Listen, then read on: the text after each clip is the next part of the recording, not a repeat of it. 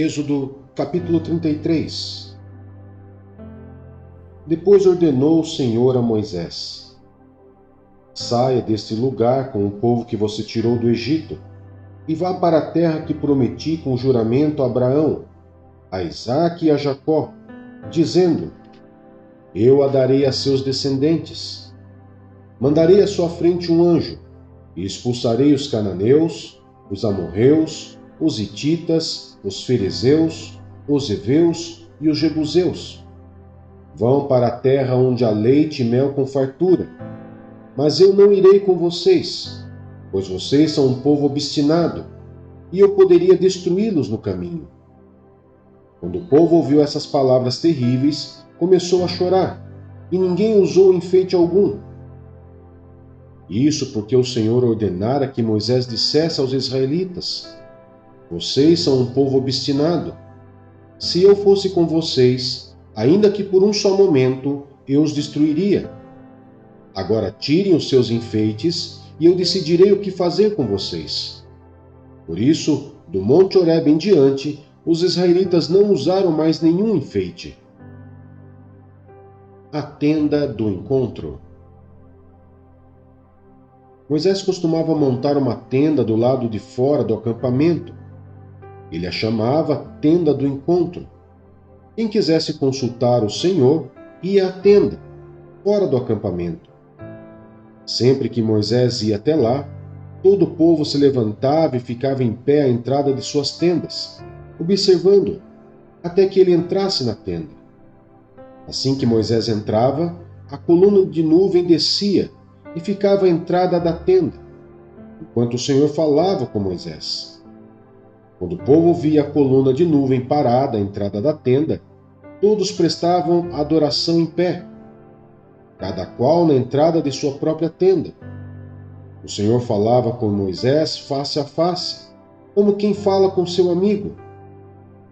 Depois Moisés voltava ao acampamento, mas Josué, filho de Num, que lhe servia como auxiliar, não se afastava da tenda.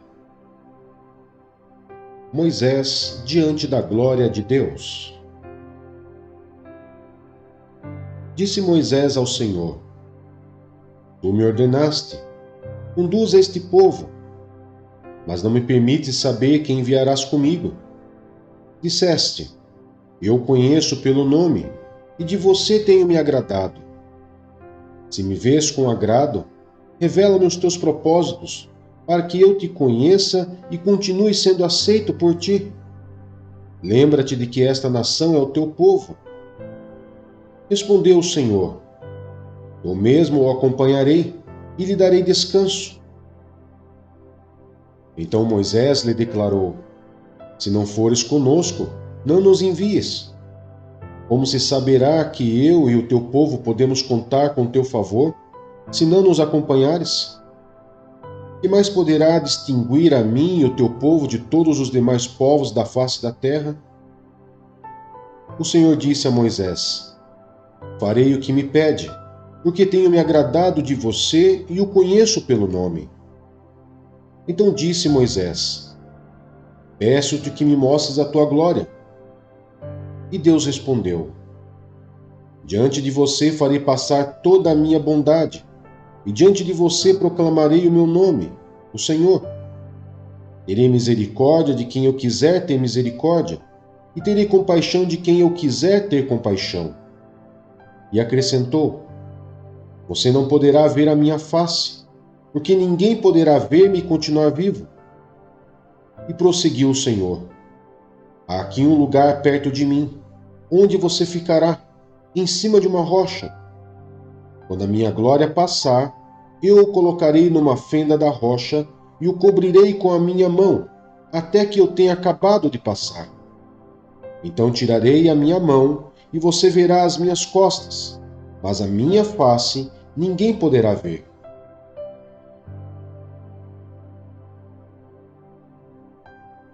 João, capítulo 12.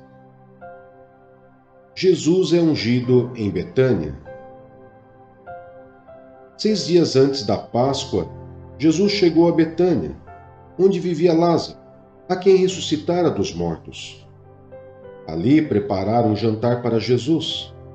Marta servia, enquanto Lázaro estava à mesa com ele. Então Maria pegou um frasco de nardo puro, que era um perfume caro, derramou-o sobre os pés de Jesus e os enxugou com seus cabelos, e a casa encheu-se com a fragrância do perfume. Mas um dos seus discípulos, Judas Iscariotes, que mais tarde iria traí-lo, fez uma objeção. Por que este perfume não foi vendido e o dinheiro dado aos pobres? Seriam 300 denários. Ele não falou isso por se interessar pelos pobres, mas porque era ladrão. Sendo responsável pela bolsa de dinheiro, costumava tirar o que nele era colocado. Respondeu Jesus: Deixe-a em paz, que o guarde para o dia do meu sepultamento. Pois os pobres vocês sempre terão consigo, mas a mim vocês nem sempre terão. Enquanto isso, uma grande multidão de judeus, ao descobrir que Jesus estava ali, veio, não apenas por causa de Jesus, mas também para ver Lázaro, a quem ele ressuscitara dos mortos.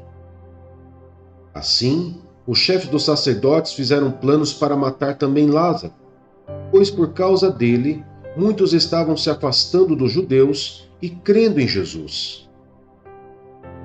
A entrada triunfal. No dia seguinte, a grande multidão que tinha vindo para a festa ouviu falar que Jesus estava chegando a Jerusalém. Pegaram ramos de palmeiras e saíram ao seu encontro, gritando: Hosana, bendito é o que vem em nome do Senhor, bendito é o Rei de Israel. Jesus conseguiu um jumentinho e montou nele, como está escrito: Não tenha medo, ó cidade de Sião, eis que o seu rei vem, montado num jumentinho. A princípio, seus discípulos não entenderam isso. Só depois que Jesus foi glorificado, eles se lembraram de que essas coisas estavam escritas a respeito dele e lhe foram feitas. A multidão que estava com ele, quando mandara Lázaro sair do sepulcro e o ressuscitara dos mortos, continuou a espalhar o fato. Muitas pessoas, por terem ouvido falar que ele realizara tal sinal milagroso, foram ao seu encontro, e assim os fariseus disseram uns aos outros: Não conseguimos nada. Olhem como o mundo todo vai atrás dele. Jesus prediz sua morte. Entre os que tinham ido adorar a Deus na festa da Páscoa, estavam alguns gregos. Eles se aproximaram de Filipe, que era de Betsaida da Galileia, com um pedido: Senhor, queremos ver Jesus. Filipe foi dizê-lo a André, e os dois juntos o disseram a Jesus. Jesus respondeu: Chegou a hora de ser glorificado o Filho do Homem. Digo-lhes verdadeiramente que se o grão de trigo não cair na terra e não morrer, continuará ele só. Mas se morrer, dará muito fruto. Aquele que ama a sua vida a perderá, ao passo que aquele que odeia a sua vida neste mundo a conservará para a vida eterna. Quem me segue precisa seguir-me, e onde estou, o meu servo também estará. Aquele que me serve, meu Pai o honrará. Agora meu coração está perturbado. E o que direi? Pai, salva-me desta hora? Não, eu vim exatamente para isto, para esta hora. Pai, glorifica o teu nome. Então veio uma voz dos céus, e eu já o glorifiquei, e o glorificarei novamente.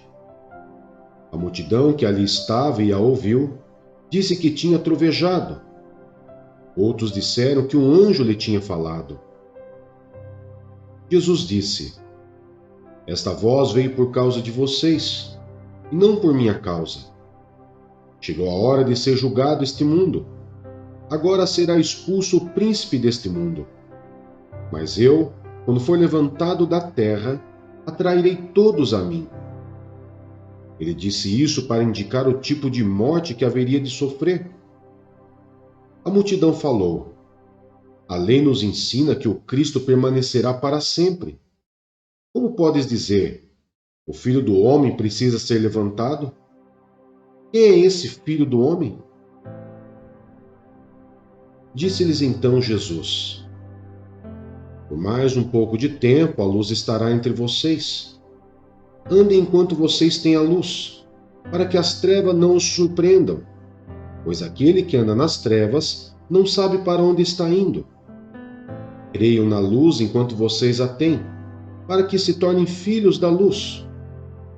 Terminando de falar, Jesus saiu e ocultou-se deles. A incredulidade dos judeus.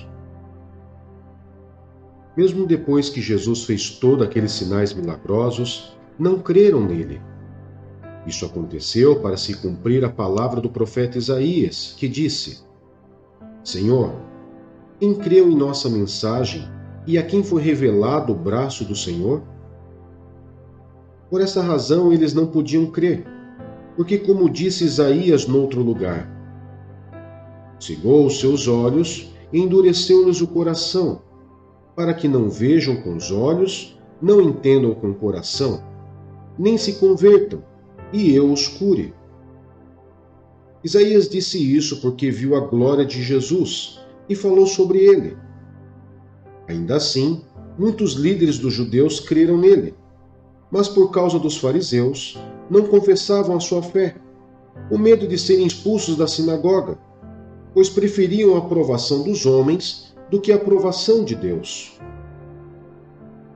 Então Jesus disse em alta voz: quem crê em mim, não crê apenas em mim, mas naquele que me enviou. Quem me vê, vê aquele que me enviou. E eu vim ao mundo como luz, para que todo aquele que crê em mim não permaneça nas trevas. Se alguém ouve as minhas palavras e não lhes obedece, eu não o julgo, pois não vim para julgar o mundo, mas para salvá-lo. Há um juiz para quem me rejeita e não aceita as minhas palavras. A própria palavra que proferi o condenará no último dia. Pois não falei por mim mesmo, mas o Pai que me enviou me ordenou o que dizer e o que falar. Sei que o seu mandamento é a vida eterna. Portanto, o que eu digo é exatamente o que o Pai me mandou dizer.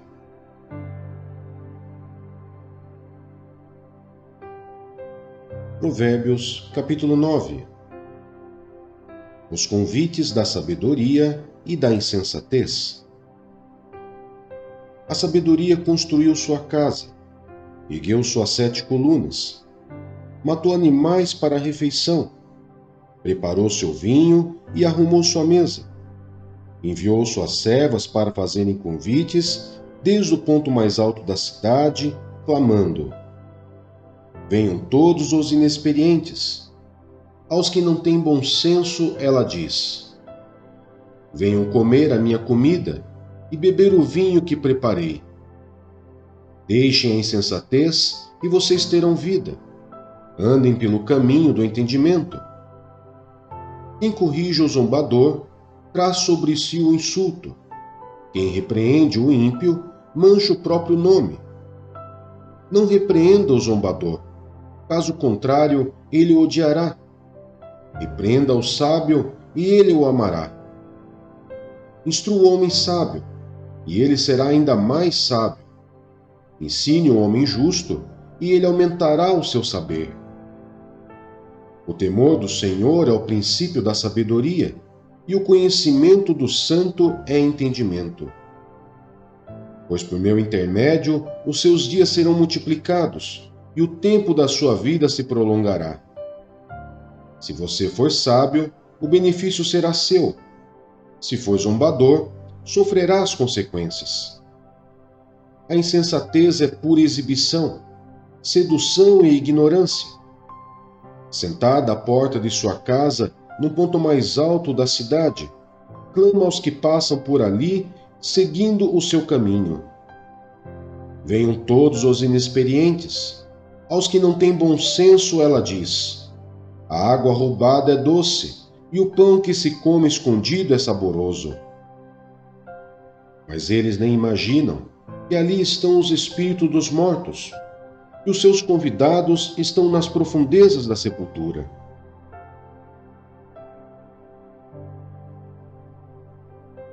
Efésios, capítulo 2.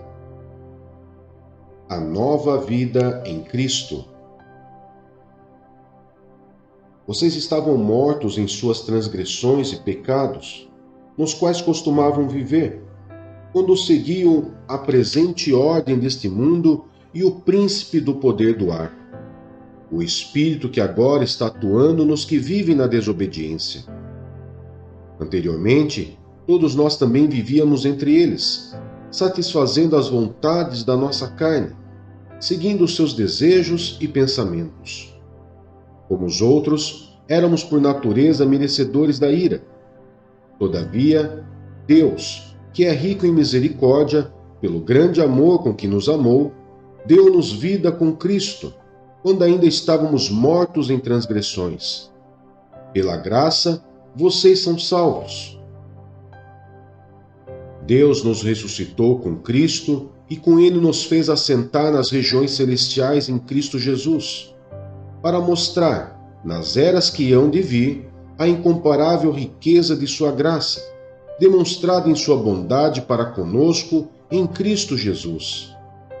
Pois vocês são salvos pela graça, por meio da fé, e isto não vem de vocês, é dom de Deus. Não por obras, para que ninguém se glorie.